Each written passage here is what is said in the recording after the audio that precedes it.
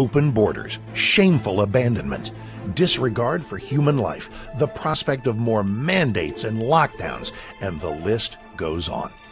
Now more than ever, we need to stick together. Voting alone is not enough.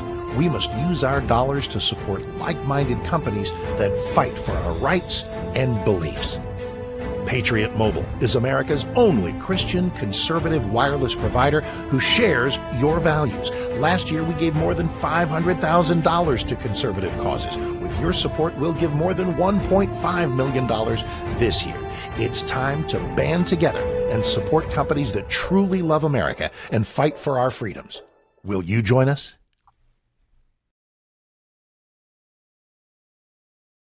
This is Kentucky's Voice Radio, covering the latest state and local issues with Tom Fallbush, Bob Scott, and Jim Waters. All right, welcome to the program, Kentucky's Voice. I'm your host today, Tom Fallbush, along with my co-host, Debbie Robbins. And we have a really cool show because we're about, 2 days out from the July 4th. From Happy birthday, America! So America is, we're 250 years old. That's, it's pretty, that's pretty, it's old, but considering, other countries and empires around the world, that's probably young. But, but there's a lot of people that have a theory, though, that the average empire lasts 250 years. There's right. actually this whole, school of thought and academia of people studying, civilizations and how long they last. And there's a great book written on the topic. I'll pull it up in a minute. But this author basically says every empire lasts for 250 years because it's basically like 10 generations.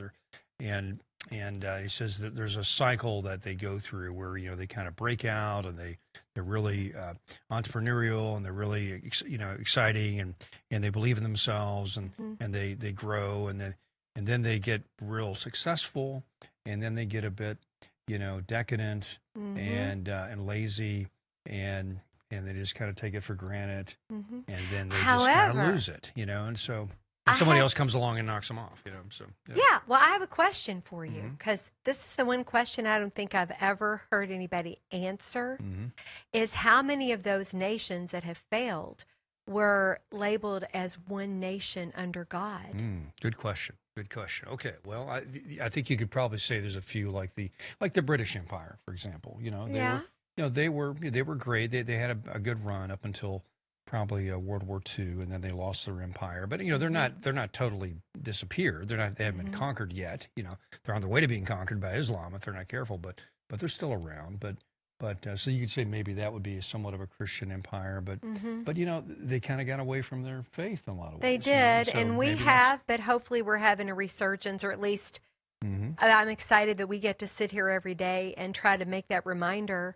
But yeah, that is fascinating. Like I told you before, my son went to the Latin school and they studied the history of life through the biblical timeline, and the rise of the Roman Empire and the fall. Right. And my son, he's only 21, but he'll always say to us, "Mom and Dad, I don't know what you're all getting so upset over. Do you realize how awful the people were back during the Roman Empire days?" That's right. And it makes me laugh. It's true, but yet we're one nation under God, and I don't want to give up. Do you, Tom? I know you don't. I'm not going to give up, and and I think like Rome, America is a lot like Rome. There's a lot of parallels. What's interesting is the Roman Republic. It lasted about 250 years before Caesar came in. And then it turned into the empire, right? So that's kind of interesting. So, and you know what? Why it fell? There was actually this problem in Rome where you had all this the elites who brought in slaves, right, to basically supplant the middle class. Okay. And so the middle class couldn't get ahead, and so you had this real political divide in Rome at the time of the middle class and who were fighting against the elites. You had a couple of brothers by the name of the Gracchi brothers that came up, and they were like the Trump characters of Rome. And they said, no, we got to, but they were part of the elite, but they were kind of defecting from the elite and say, no, we need to protect the middle class and all, these slaveholders, that's wrong and ruining the economy. Well, just like today, with the elites bringing in the immigrants, right? Yes. Taking our jobs. So the same sort of thing. But guess what happened to the Gracchi brothers? they got assassinated by the elites. Don't even. They were taken out. Don't even go there. Interesting parallel, right? Right. And so Trump's been trying to, they've tried to take him out twice. Right. So I mean, it's interesting. It's just history doesn't repeat itself, but it sure does rhyme. So it sure does rhyme. Yeah. So. But again, we're one nation under God, and in the name of Jesus. That's right. We're not gonna give in. It's either King Jesus or King Caesar. Exactly. Because that's where it could go. That's where this could go. Because that's historically when empires or republics break down, people crave a strong man to come in and just take over. And Trump is almost like that archetype in some ways, but he's still democratic. He's still, anyway. So fascinating stuff. I didn't want to get into that, but she brought it up. She brought up Rome. Men talk Rome all the time. So careful. So there's a whole meme about men talking Rome. Okay, we'll be right back here in Kentucky's Voice. July 4th, right around the corner.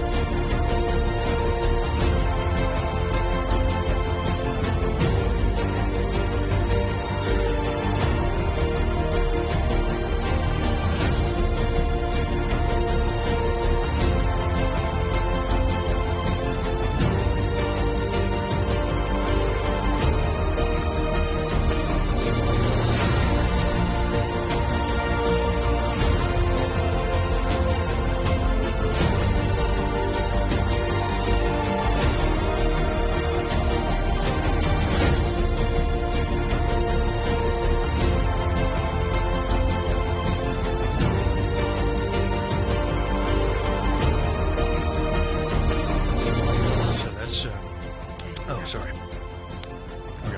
What were we talking about? Just keep going. Okay, well, let's talk. And let's get them to call us or text us. Now, back to Kentucky's Voice Radio, online at kyvoice.org. All right, welcome back to Kentucky's Voice. We're talking about America 250 and, just the history of history in general. It just speaks that, empires don't last forever. Civilizations don't last forever. There's cycles they go through. They're very, a tribe or a nation is very much like an organism. It has a life cycle. And so the question is, has America gone through its life cycle? Are we on this inherent decline, or are we on a rebirth moment, or are we sort of on a renewal moment? Because America's gone through these moments before, where we've kind of reset our politics, but we were talking about Rome in the last segment, and it's there is this interesting history of Rome, how when it expanded. I mean, when it first started, it was a very middle class thing. You had Roman citizens who actually fought in the army, right? Well, as Rome expanded, they started bringing in slaves, and so the elites that ran Rome, they suddenly had all this slave labor, and so that undermined the economy, and so the middle class couldn't get ahead, and so you had this real bifurcation of wealth.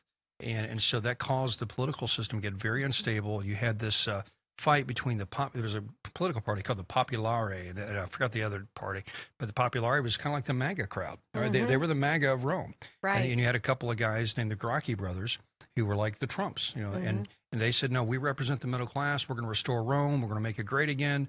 And the elites, what they did, they killed the Gracchi brothers. They assassinated them. And so now what happened after that? That didn't solve the problem. There was still a lot of instability. There was a civil war. And so Caesar came in and goes, I'm putting all this down. I'm in charge now. Okay. Right. I'm in charge. And guess what happened? See, the Senate killed Caesar. Yes. Yeah. But then that didn't end Caesarism, because then it's boom, then became. So I'm saying all that. And historically, people and civilizations, where there's too much instability, people crave stability, and they'll give up their freedoms to an authoritarian just to get stability. And so that's why we need to restore this country and get people on the same track. We can't have these two tribes. Just like Lincoln said, you can't have a country that's slave or free. You got one side has to win, one side has to lose. And so because we can't have this house divided. Right now, we're a house divided, politically. I mean, politically, culturally, spiritually. And so we've got to get some resolution. I feel like we're on the ascent. The conservatives are kind of renewing ourselves. We're kind of on the ascendance, but the fight is nowhere near over. We have to press. We have to press. Right. I'm people out there, what are you thinking? 502-571-0970, 502-571-0970. What are you all thinking out there? Are you thinking like us? We need to press. I'm ready. I'm ready for full court press. I'm a Kentuckian. We love our basketball here, and we're going to do full court press on American values, on Kentucky values, the local values. We've got to be engaged. We can't just sit out here and talk about it. We have to be engaged. And that means, get involved in the community. Get involved in your local political party. I'm not saying you have to be a Republican. A lot of people, I don't want to be a Republican. If you're a Christian and you're a conservative, right now the Republican Party is the only game in town that mostly represents your values. That's right. So please get engaged. Please get involved, because we make a difference. Every time I see these elections, Tom, where they have been won by 35 votes. Yeah. Especially local. Yeah, that's right. Yeah. Locally, come on. That's right. It's crazy. And, it's like President Trump says, make it too big to rig if you're worried about it being crooked. If we get out there in numbers and vote, you can crush. Let me say this, independents as well. Democrats, there's a lot of disaffected Democrats that are starting to wake up and realize, hold on, my party's being taken over by socialist, democratic socialist. A democratic socialist is not your traditional American Democrat, okay? Even your traditional liberal from the 1960s or 80s. Those are two different species, right? And so if you're still on that party and you're still, starting to get really uneasy about, Mandamis and socialists and people saying, and we have a socialist on the Democrat side. It's the white people that are the problem, the white people, because that's what they're saying now. It's basically we're going to come in. It's the third worlders. We're coming in. We're going to take over, and we're going to vote ourselves in our own leaders, and we're going to punish all you Americans who built this country. And Tom, we have to beware here in Kentucky, because we have a Democrat socialist who's running for Senate. That we do. We absolutely do. That's absolutely. You got to be aware. You can't fall for the traps. You can't. So let me pull all this back together with what just happened this week. Okay, so we talked about Rome and how you've got the immigration problem, or the slave problem in Rome, right? Which is like our immigration problem, because really, illegal immigration. Corporations are basically using illegal immigrants like slave labor, right? So it's undermining the wages of the middle class. So what just happened this week? We had birthright citizenship ruled on at the Supreme Court that basically says all you got to do is step into this magical soil of America and plop a baby out, and suddenly they're a citizen. And so basically, Debbie, citizenship is almost worthless now when it comes to the way that the country views citizenship. If all it means to be an American is you just show up and just put your foot on the soil and you're an American, then it doesn't mean anything. American, there's no, where's the loyalty? Where's the heritage? Where's the understanding of who we are, our values, our cultures? None of that's taken. And our founding fathers did not intend that. They founded this country for their, I think, what was the term? Something their posterior, basically their people and their posterior. So basically, for the folks that were living at that time and their descendants, that's what the country was created for. And of course the country we do invite immigrants in when it's convenient to us, legal immigration, and then we can shut that off when it's not convenient for us. So that's real. But the country was founded for the people who founded it, and so it's not for the rest of the world. This isn't some charity for the world. This is America is not a welfare system, and we're for the treating world. it like a charity, and we're all of us that are tax-paying citizens are paying for it, and it's absolutely wrong. And it was a very close decision, 5-4. I haven't read both sides of the argument, but I was very disappointed in Judge Roberts and Amy Coney Barrett for not seeing the forest for the trees. Who knows why they did that? I have no idea. But they've thrown it back into the laps of Congress. But again, getting an amendment. Thank you, Senator Rand Paul, who has crafted an amendment for birthright citizenship to stop it.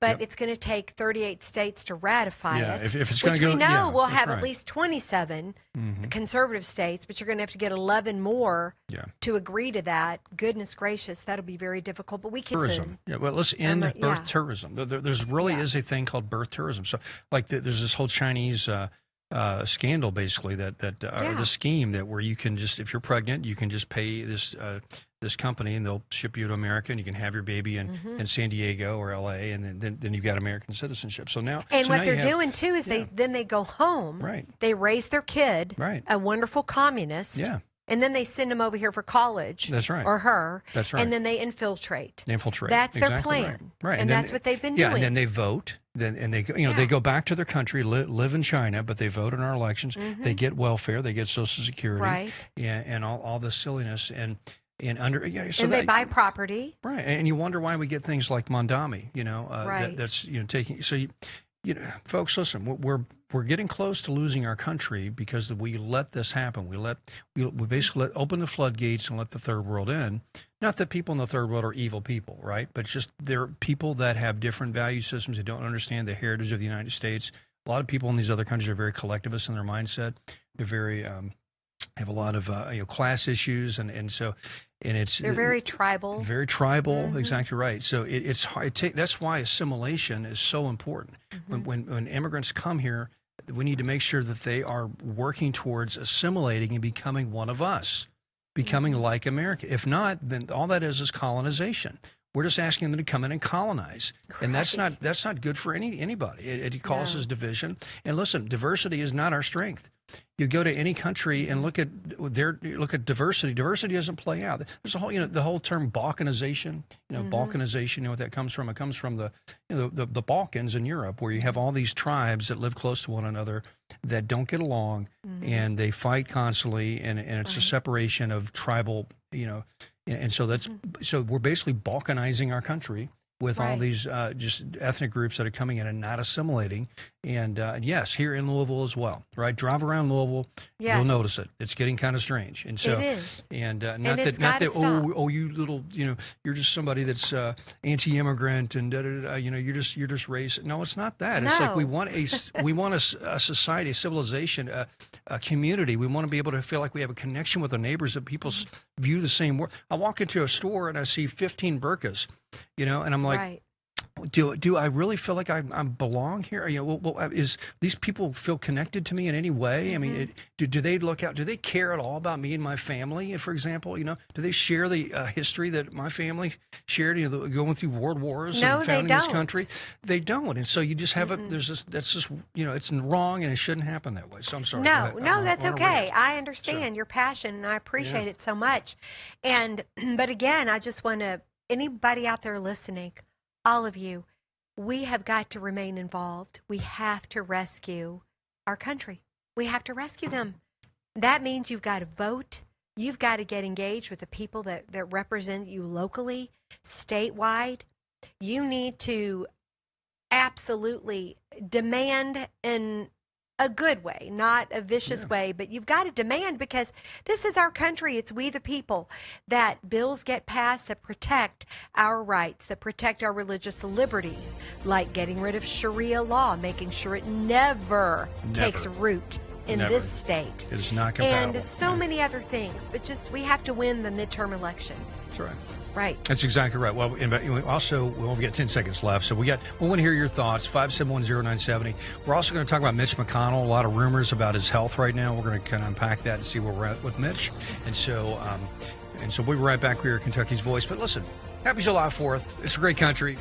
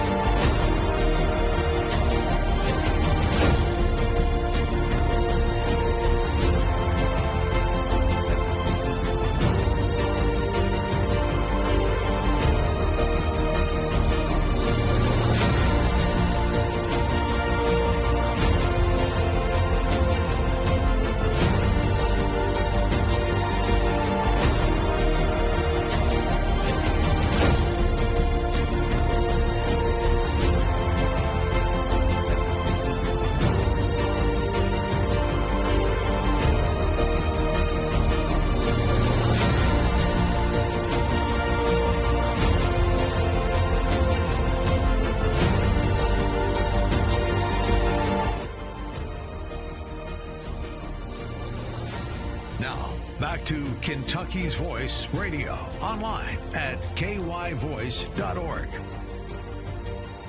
All right, welcome back to Kentucky's Voice. I'm your host today, Tom Fallbush, with Debbie Robbins. We're talking about July 4th in the country and 250 years and how, that's about the average lifespan of an empire throughout history, of a civilization. And someone sent, and we want to hear your text, 5710970, 5710970, of course, 502. And, somebody made a point that, England's still around, and they were around longer than 250 years. But the British Empire, which really started say back in the 1750s or so, that's kind of gone. That doesn't exist much anymore. I think the early 20th century it fell apart, and so. But the good news is they did defeat their prime minister. He did resign. Yeah, it's true. That one recently, but I think their big problem is their mayor of London, who's the Muslim. That's right, exactly. Yeah, it was the same issue. They basically let their capital city become predominantly non-English. Right. It's like 60, 70% non-English now. It's just people that are foreign born. And so it's crazy. So England they got to figure some stuff out, and it's probably going to get messy, I think. Because politically, I don't think they have a system there that can really fix their problems. And that's America. Luckily, we've got a primary system. We've got states. We've got federalism. We've got some mechanisms to fix things. Over in Europe, when they have these parliamentary systems, it's very hard to get enough. For example, Reform had such a huge turnout in this last election, but they get like 3 seats in Parliament, right? Right. And so something about their system doesn't allow for sort of an insurgency idea to come in and really change things, and so where America, we can actually win a primary and win the general, and suddenly you've got a Rand Paul that's kind of a more libertarian, or suddenly you've got a Bernie Sanders is practically a communist, Right. So you can get these people that are on the fringes actually with some power and can start making some changes. We can get a Donald Trump. Imagine a Donald Trump ever being elected in England. It's they're about to. They're about to crazy with if they did. But but we have our issues. The Save America Act needs to be passed, which we have 4 holdout Republican senators, including our very own Mitch McConnell, who at this moment is in a hospital bed somewhere in Bethesda, Maryland. He sure is. We had a text earlier. A lot of people have been asking us. Did you say people are asking about that? And people are asking about Mitch McConnell, so we're going to play a story here from Spectrum News that explains what's been going on. But I got a couple more. I have to read this because this is a good one. They were talking about Justice Barrett, who was one of the swing votes to vote against the birthright citizenship, and so, or for it. And they said Justice Barrett claims her vote was personal due to her Haitian children that she adopted. Her problem is now our problem. She could have just simply put those children through U.S. citizenship instead of adopting them. So I think she's got a sympathy towards this issue that's probably a little bit. It's skewed. Skews her opinion here, and that's so now we've got a problem. She's not thinking of our nation. That's I right. hate to say it. It's very selfish. Exactly right. And I'm sorry, but it's very selfish, Justice Barrett. That's right. So, but we're going to fix it. At least in America, we've got a can-do spirit. We can fix this stuff. We can renew ourselves, and we're going to do it. Mayor, I can. That's right. Here we go. Mitch McConnell. Let's talk about renewing. Maybe we need some renewal here. So. Senator Mitch McConnell, seen here at the U.S. Capitol on June 11th, was hospitalized 3 days later on June 14th. A spokesperson said in a statement that the 84-year-old senator was, quote, receiving excellent care. The next day, a spokesperson said in a statement, quote, Senator McConnell is fully engaged with staff on Senate business and Kentucky matters and is very appreciative of the outstanding care he is receiving. Since then, McConnell's office has provided few details on his condition. The last update was more than a week ago in a June 22nd statement from a spokesperson which said, quote, Senator McConnell is still working closely with staff on Senate business and Kentucky matters as he continues his recovery. However, he will not be voting this week.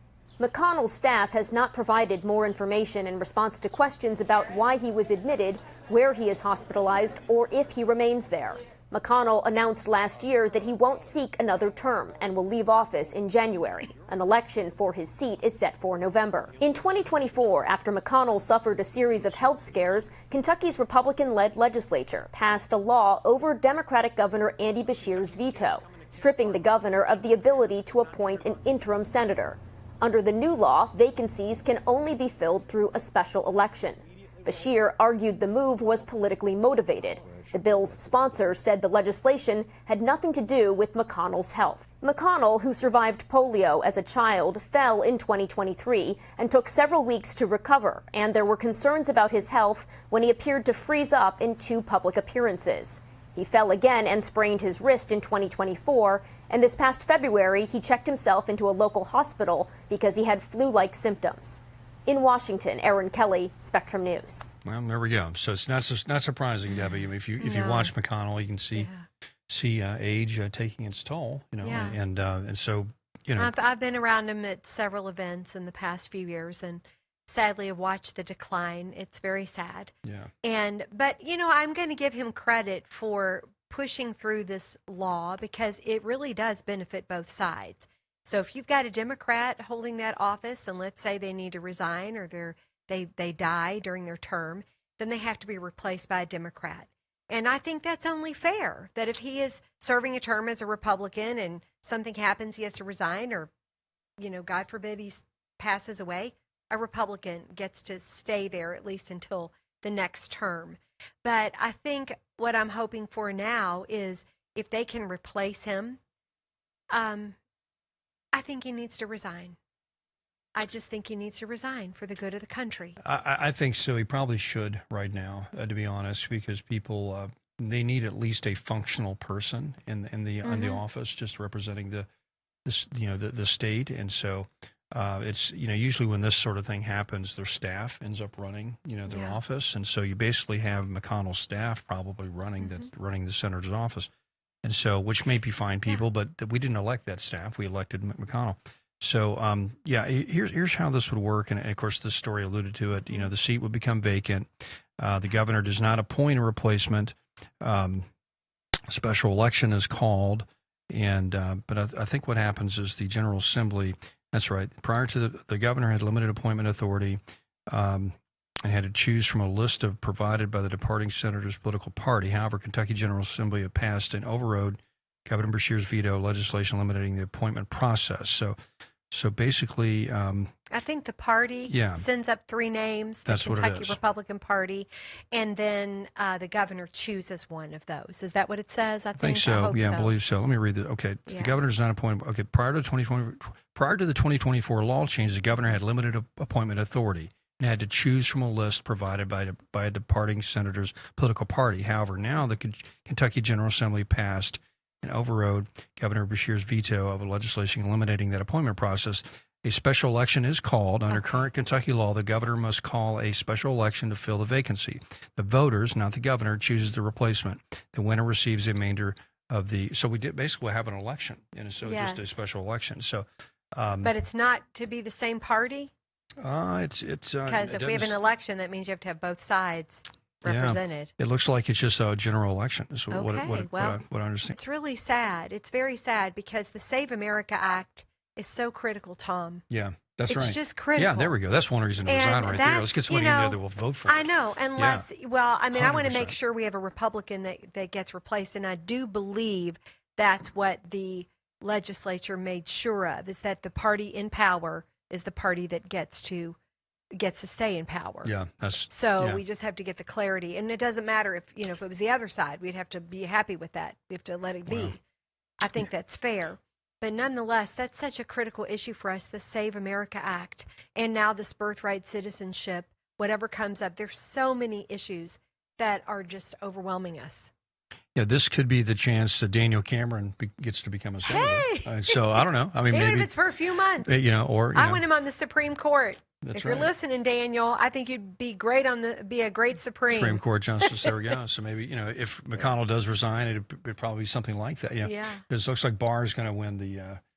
Win the replacement. Oh, I'm sure. We're not going to let a socialist in. Not in Kentucky. Yeah. We're not doing that. Yeah, well, we'll see. Anyway, okay. Well, listen, we'll be right back. We're going to talk to somebody from Turning Point USA, Faith. They're going to have a big event here in Louisville in July on the 17th here at Evangel, not here, but in Louisville at Evangel World Prayer Center. And everybody's invited. It's going to be a great event. We'll see.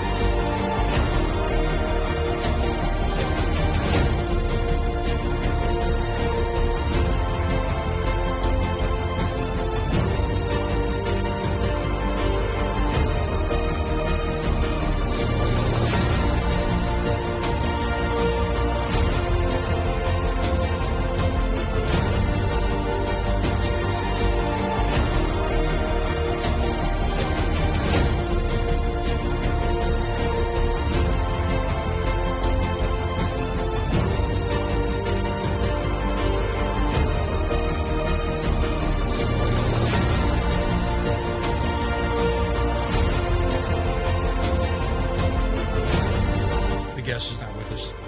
Okay. Okay. Just let us know when he's ready. Now, back to Kentucky's Voice Radio, online at kyvoice.org. Okay, welcome back to Kentucky's Voice. We're talking about the birthright citizenship issue, which, honestly, I kind of feel like if we don't get that resolved, what does it really mean to be an American anyway? It's like, it seems like citizenship is sort of worthless if you can just give it away to somebody that just happens to be here. And I was listening to some folks yesterday that really did a deep dive on this, Debbie. And if you listen to the words of the people that wrote that amendment, the 14th Amendment, they clarified exactly what they meant. There wasn't any ambiguity about this. Mm-hmm. They said that this does not apply to like children of ambassadors or basically of foreigners that are citizens of other countries. They basically said all this, and when they wrote much less people coming into the country. That's right, illegally. Exactly right. Exactly. I mean, hello. Yeah. So there was no ambiguity there on what the intent was with that amendment, and so why they. Other than just there's now precedent, and we've allowed it for this long, so we need it, and we got to be nice to foreigners, and that's the only reason I can think of why they did this, because legally there's nothing that justifies it. So and if you've ever traveled out of the country, and I know you have, and I know I have, I've been so blessed to get to do that. You don't get treated like a queen or a king when you're an American. Yeah, those people are dead serious about their citizenship. Absolutely. 100%. And you want to be on the up and up when you're traveling in another country, because you just may not get home. That's right. Yeah, exactly right. I mean it. Seriously, it's a risk to get out of the country. Okay, so we do have our guest with us. Yay. So Michael, are you with us here? Yes, sir. Can you hear me? Great, sure can. I don't think. Yeah, okay. I think the video's out, but okay, Michael, you're with TPUSA Faith, and I think we're gonna get your video up here in a second. But hey, Michael. Hello. And so, tell us. So you have an event coming up in Evangel World Prayer Center here on the 17th, and first of all, tell us what TPUSA Faith is. And so, because there he is. Yeah, there he is. So we know what TPUSA is. I mean, if you've followed politics at all, Charlie Kirk and the TPUSA and all the great work they've done. What is TPUSA Faith? Well, TPUSA Faith is it's dedicated to empowering Christians to put their faith into action by defending your God-given rights, and to articulate the connection between faith and freedom. Right. Mm-hmm. Yeah, well said. Yeah, because at the end of the day, if you don't have I think somebody said this, one of the founding fathers said this, if you don't have a religious country, you cannot have a free country, right? Because people have to self-govern. They have to be good. You have to be righteous people. You have to be moral people. And morality comes from a religious worldview, that believes that there's a right and wrong outside of our opinion. And so if you don't have a religious country that is self-governing, then you can't have freedom. And so I think Charlie was so insightful to pivot to this, and because without faith, really, we can't have America as we know it. Well, I mean, we are one of the very few countries that has a constitution that has survived. I think the average country with a constitution, their constitution lasts on average about 13 years. But if you remember that our country was founded on religious beliefs and the ability to self-govern yourself based upon religious beliefs. Our country is the only country that their constitution has survived nearly 250 years. Yep, exactly right. So there's a reason for our success, and our success is 100% because of our religious freedoms and being able to self-govern. That's right. Our religious heritage that's allowed us to pivot and renew ourselves and fix the major moral problems that we've had in this country that would typically derail another country. For example, the Civil War. The reason we sort of got rid of slavery was the abolitionist movement, which is basically a evangelical Christian movement that said this is immoral. We need to get rid of it. Now, unfortunately, it turned into a huge civil war. I guess there could have been other ways to deal with it, but still, that instinct of we need to correct this problem was a Christian instinct. Same with the civil rights movement. Same with just lots of issues that have we've corrected in our society. And so I'm super stoked about this event. Yeah. Tell me about. I want to know all about it. Tell us what's going on this. here in Louisville with TPUSA Faith. Well, TPUSA Faith, we've got, for example, Riley Gaines is going to be one of our speakers. And Awesome. Riley Gaines, of course, has been she's been pivotal in lobbying for and testifying for not having biologically born men competing in women's sports. Now, she, of course, was a highly successful swimmer at the University of Kentucky. And it was her competition against the biological male at the national competition that led to a lot of the debates that have gone forward in the last several years about biological men competing in women's sports. Well, the Supreme Court just ruled on that this week, right? So we just had a win in the Supreme Court that you cannot. What was the ruling? Basically, you can't force men and women's sports. Basically, right. Well, I'm not sure the exact details states of have the case. right to stop it. That's right. There States we go. have the right. So we just hope that now those more liberal states, the people there are going to have to really fight against their legislatures there to make sure that women are protected, which is ridiculous. That's right. They should be able to, but at least the Supreme Court decision is on their side That's now. Right. So basically saying it's not a violation of civil rights to have a law that that prevents men from participating in women's sports. So that's exactly that's great. Well, who else is coming? Who else? Well, the basis, John Amanchukwu is a pastor who really advocates for the rights of the unborn. So it's another hot topic button in today's spiritual fight that we're in which he is a strong advocate for the unborn. You know, TPUSA Faith, though it is a branch of TPUSA, which of course most people are aware that it has a very politically strong stand. TPUSA Faith isn't necessarily about the political hot topic, hot buttons of today's society.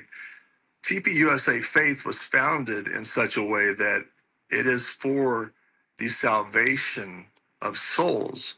The Make Heaven Crowded tour was originally, it came out of the wake or the celebration of life for Charlie Kirk, which happens shortly after his martyrdom. But it is thousands upon thousands of people coming together to hear the different speakers who come to speak of their own profession of faith. And it's not about political hot topic buttons as much as it is about bringing as many souls as possible to the kingdom of heaven. We as Christians, we have a responsibility to evangelize to those who are of lost soul, of people who, and not necessarily saying that somebody doesn't believe, they're not necessarily atheists, but people who already have a belief and a faith in God, but not necessarily living their life according to the ways of Christ. And this is what's most important to TPUSA Faith, is bringing as many souls as possible to heaven, and not necessarily touching on the political hot topic buttons of today's society. But absolutely presenting the gospel, right? Presenting 100%. Jesus to them, right? That's amazing. Absolutely. Yeah, it's biblical been exciting. testimonies. If you go to their, Miss Producer, go to the website here. This is the TPUSA Faith, and I love the way it says it here. It says, America needs a strong church. TPUSA Faith exists to unite the church around the primary doctrine and to eliminate wokeism from the American pulpit. Because that's a problem as well, Debbie and Michael. Is we've got a lot of churches that claim that they're Christian and claim that they're out there preaching the gospel, that have adopted all this woke garbage, all this left-wing Marxist stuff, and replaced the gospel with the gospel of Karl Marx. So speak to that, Michael.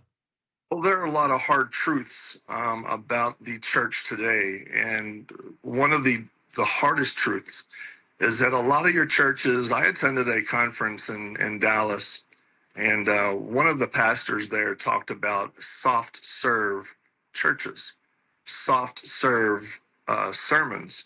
And what he was referring to is that a lot of the churches today don't speak the truth of what the scripture states and what the scripture commands us how to live our lives. And there are a lot of churches out there today that just simply want you to be a butt in the seats, per se.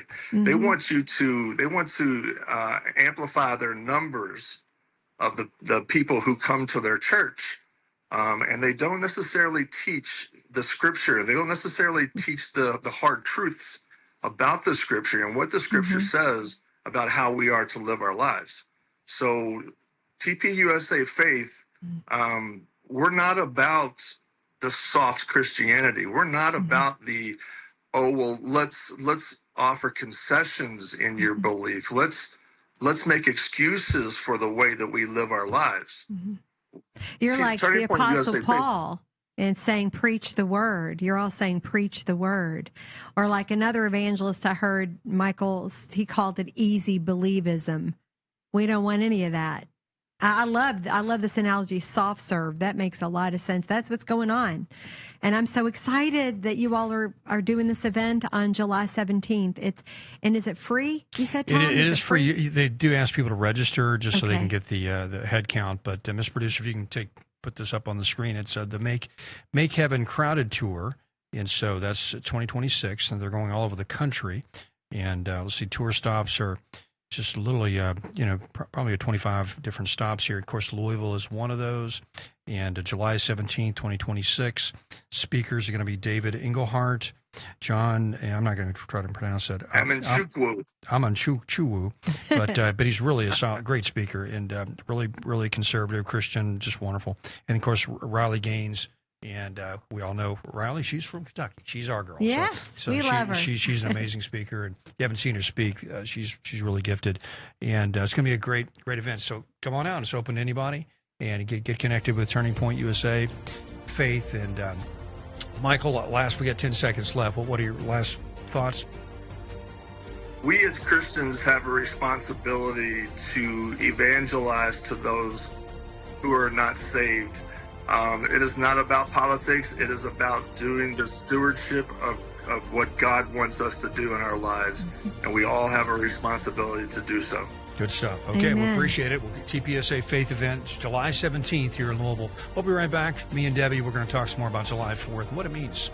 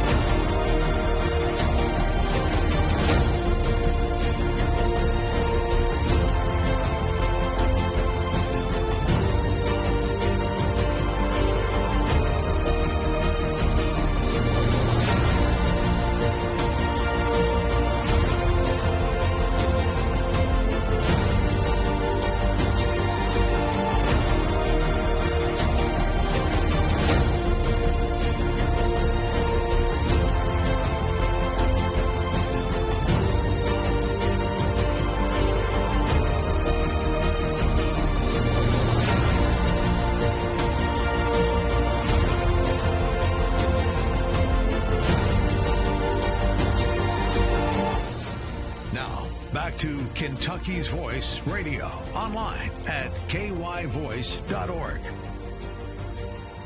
All right, welcome back to Kentucky's Voice. It's our last segment for today. But, Debbie, July 4th, 2 days away. And, of course, TPUSA Faith, that event's happening in July here in Louisville. That's going to be a great thing. And if you're a conservative, you generally come from a, Christian background in America. That's kind of this, and so that's, and we tend to want to conserve our heritage and our roots and our culture. And that's a Christian culture. Let's just say what it is. And a lot, and he made a point at the end of the segment there that the Christians, it's not about politics, it's about faith, and we need to get together and strengthen our faith. I agree, but there's also a political impact to that, because if you do strengthen your faith, that means your faith calls you to action and calls you to be salt and light in the world and actually stand for truth. And there's times where Christians have to get out of the pulpits and stand firm for what they believe in for themselves and their family and their communities. And because if you don't, if you may not care about politics, but politics cares about you, right? Yep. And so it's going to come at you. And historically, you look at Europe. The Christians in Germany in the 1930s, we're going to stay out of politics. That's whatever. And suddenly Hitler takes over, and suddenly the church is going, well, I guess we can deal with Hitler. He's anti-communist at least. Maybe he won't kill us. And so they compromised. They compromised, yeah. And they killed themselves. And, I keep the scripture rolling around in my head right now is, thy word is a lamp unto my feet and a light into my path. Yeah. So I've got to know the word of God so that I know the path to choose. That's it. And to be able to have deductive reasoning and make good decisions. Yep. And that's where people fail in this, and they try to separate the two. You can't do that. You really can't. You can't separate your character. Because being a Christian is all-encompassing. It impacts every aspect of your life. Right. It impacts how you do business, and how you treat your wife, how you treat your kids, how you treat your neighbors, how you treat your community and your country. All that's impacted if you are truly a believer, a Christian. And if you're not a Christian, if you're somebody that just has a nominal faith and you just believe in God or whatever, you still have a worldview that's informed by that. If you're an American, because America is, we're basically built on a Christian assumption about everything. Right. Every assumption we make about freedom, it comes from a biblical freedom in perspective. Christ. It's right. Yeah, you wouldn't have freedom. You wouldn't have America if we were Muslims, right? If we came from a Muslim culture, you would not have America. We would not. Proof of that, Islam's been around in the Middle East for 1,500 years. None of them are democratic unless they've been conquered Turkey's somewhat democratic, but that took Ataturk to come in and say, we're not Muslim anymore. We're just going to be secular Europeans. And so it's just anyway. So it's very crazy, but I just want to say that one of my favorite little things, I meant to bring it today, when a little statue I have in my home, Tom, it's of Mount Vernon. Mary, it's Mary a little statue. What? Not a Mary statue? I'll pretend. I have like this little house that is a replica of Mount Vernon. Oh, yeah. Which Beautiful. is George Washington's home. Yeah. And I remember taking it to a marriage retreat many years ago because they said to bring something to the retreat that represents your marriage. Okay. But I want to say, too, it represents my faith, because that little replica is foundation. It represents the foundation of America because of George Washington and him being willing to give up being a king when they wanted him to be a king. And he said, nope, I'm not going to be a king. This is going to be we the people, by the people, for the people. So that little house that I have, it sits in my music room, reminds me of the foundation of this nation and how amazing it is and how we've got to preserve it at all cost. And more so, my faith in God, it's foundational. It's worth fighting for. It's worth not, getting older as I am and sitting on my tail because, I've worked hard all my life and now I don't need to worry about this. Oh, yes, I do. Yes, you do. I'm a mom and I hope to be a grandmother. And I know you're an uncle and you have, we have people that we love. We got to pass this nation. Country down to somebody. Yes. And it's, I don't want to be ashamed of what I've passed down to them. Yes. You know what I'm saying? I want to be able to say, I have you now have what I've been given. I've been given this great country. I've been able to. I want you to have that same same privilege. So glad you brought up Washington and Mount Vernon and all that. You know, there's a first of all, he's the indispensable man. He really is a founding father. I mean, he's and he was that, protected by God. Even absolutely. the Indians that wrote the stories about how they tried to kill him, and they said angels had to have saved you. They stopped shooting at him. We shot you many times. They said. That's right. So we tried to kill you. And bullets kept missing you. So there's a movie coming out, Young Washington. I'm going. Are you going? Yeah, it's actually tomorrow. I'm actually I'm going to try to go see it tomorrow myself. But if you haven't heard about it, it's a movie about Washington and his early life. And Angel Studios made it, and I'm really excited about it. It's a really great concept, and so cool that it's coming out on the 250th anniversary of the country, because you know, he really is our most important founding father, and you know, gosh, I can so much to say about Washington, but anyway, but like you said, you have to have a strong culture of religious faith in this country in order for the country to continue. You know, you need that in order to maintain freedom, and with that, and Washington understood that. You know, one of the first things he did when he got his army together, we're just going to stop. We're going to pray. We're going to pray. And the reason why that was so important to that generation is they just went through a huge religious revival. Called the First Great Awakening. Right. And, America was founded. And that's a great movie too that just came out. Did you see that one? I did. Yeah. Yes, with what was his name? What was his name? Oh goodness, we can't remember. Whitworth. Whitworth. Yes. Yeah. No, Whitfield. Whitfield, because Whitfield Academy. Right. Jonathan Whitfield, who was the evangelist and basically was the founding father. If you want to really get back to why America is what it is. And he impacted Benjamin Franklin. The movie is about his relationship with Benjamin Franklin and that great revival here in America. You're right. Two great movies, people. You got to watch them. You got to see it. Yeah, both those came out this year, and they're amazing. Yeah, Whitfield. Yeah, the relationship between him and Franklin is so cool. Yeah. I didn't realize a lot of the history. Whitfield was an English Methodist preacher and evangelist, and he came over to America and basically just preached nonstop all up and down the colonies. All the colonies got real spiritually awakened. Basically, an awakening that occurred. They all felt like they were connected for the first time, because usually the 13 colonies up to that point really had a sense that they were like 13 different nations. But Whitfield, in the way he traveled and preached, and also Benjamin Franklin printing his sermons and popularizing him through his newspaper is what kind of brought the whole country together culturally and spiritually. And so when they so by the time the revolution came around, the country already saw itself as a distinct moral people that were actually, the British were much like the woke elite of the West, you know, because they were very decadent. They saw Americans as a bunch of backwoods hicks, Bible thumpers, and they didn't relate to us at all. And they were just like, you all just need to get in line because we're in charge and we got the money, we got the guns. And we just like, no, we're kind of don't appreciate you the way you treat us, and we're different people and we're moving on. And so it was just. And I love too the Black Robe Regiment. Oh yeah, remember that? Oh yeah, that's right. Those are the preachers in the colonies that. That's right. Would if you've seen the movie, the Mel Gibson movie, what was that one? That's another one to go back and watch again. The Patriot. Yeah, right. Watch it again. It's so amazing. That's but you had a Black Robe Regiment guy in there who took his coat off and he had took his musket. Yeah, he said, "Well, let's go, boys. We're going. Let's get it on." He's a man of God. That's right. So we are so blessed to live in this nation. Yeah, we are so blessed. Also, so blessed to live in this state. Now, tomorrow, I'm going to have a special program. I'm going to interview a gentleman from the Filson Society. We're going to talk about the history of Kentucky during the Revolution.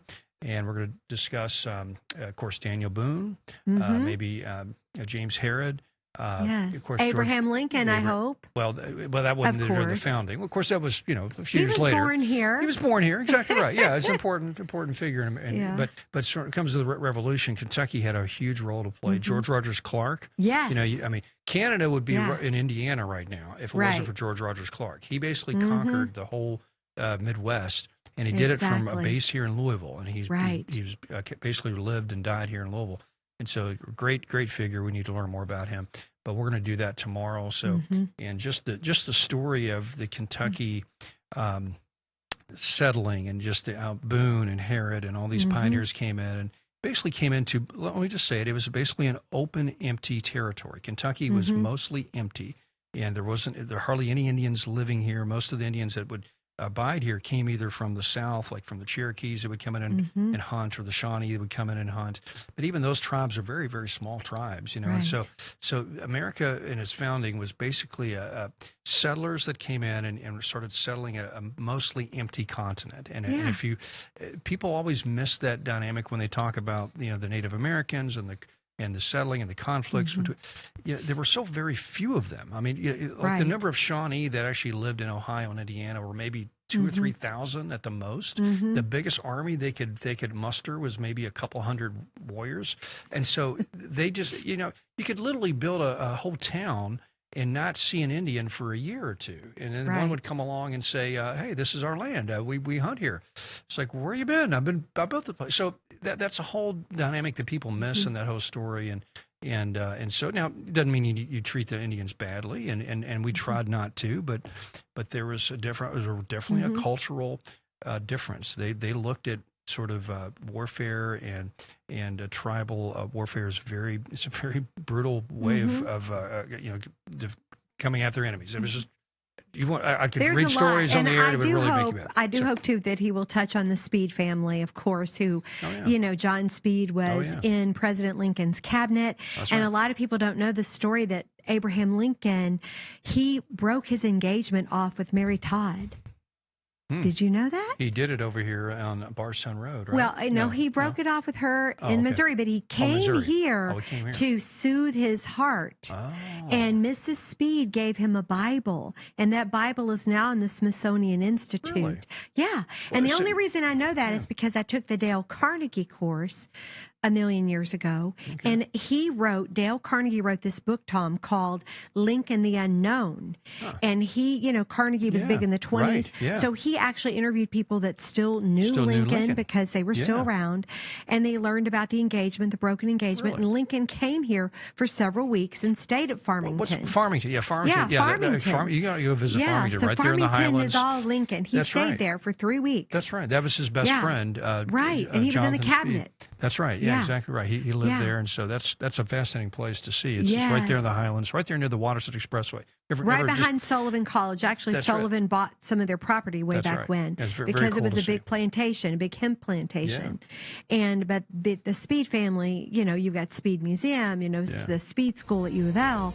You've got so much, and but I'm so excited about the Filson Club guys. Yeah, exactly right. Cool. So we're to see that. Okay. Listen, we appreciate you all watching. Listen, have a great July 4th. Enjoy some fireworks and some hot dogs and burgers. And we appreciate you all watching. Appreciate you supporting Kentucky's Voice. And Debbie, appreciate you. And we'll see you tomorrow here on Kentucky's Voice. Yeah, that's Lincoln's